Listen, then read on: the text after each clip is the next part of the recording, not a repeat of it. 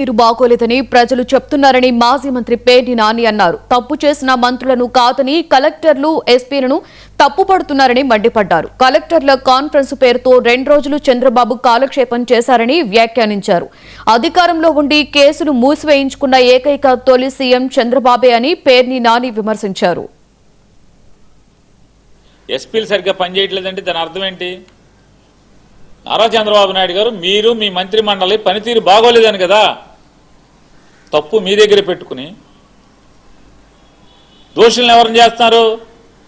IAS ఆఫీసర్ని, IPS ఆఫీసర్ని దోషులను చేసేటువంటి ప్రయత్నం. అంటే ప్రజల దగ్గరేమో మీరు పత్తిత్తా, మీ మంత్రులు పత్తిత్తులా, మీ ఎమ్మెల్యేలు పత్తిత్తులా, పతివత కబుర్లు చెప్తూ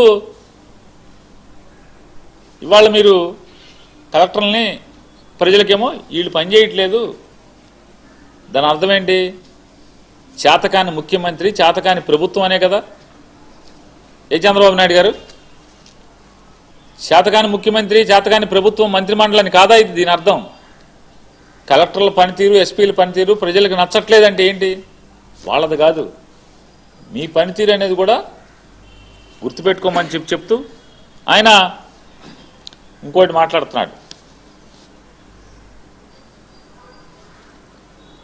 ప్రైవేటు భాగస్వామ్యంలో అంటే డబ్బున్న వాళ్ళందరితో, వ్యాపారస్తులతో ప్రభుత్వ మెడికల్ కాలేజీలని వాళ్ళ చేతికి అప్పచెప్పేసి నడపటం అనేది ప్రపంచం అంతా కూడా ఇదే నడుస్తుందంట. ప్రపంచం అంతా నడిచినట్టు ఆంధ్ర రాష్ట్రంలో, భారతదేశంలో జరుగుతుందా? ప్రపంచంలో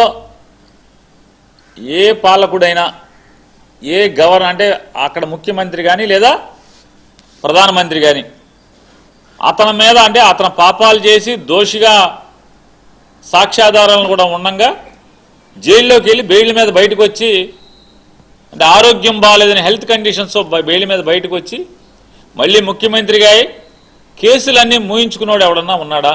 అంటే కలెక్టర్లు సరిగ్గా పనిచేయట్లేదంటే దాని అర్థం ఏంటి? ఎస్పీలు సరిగ్గా పనిచేయట్లేదంటే దాని అర్థం ఏంటి?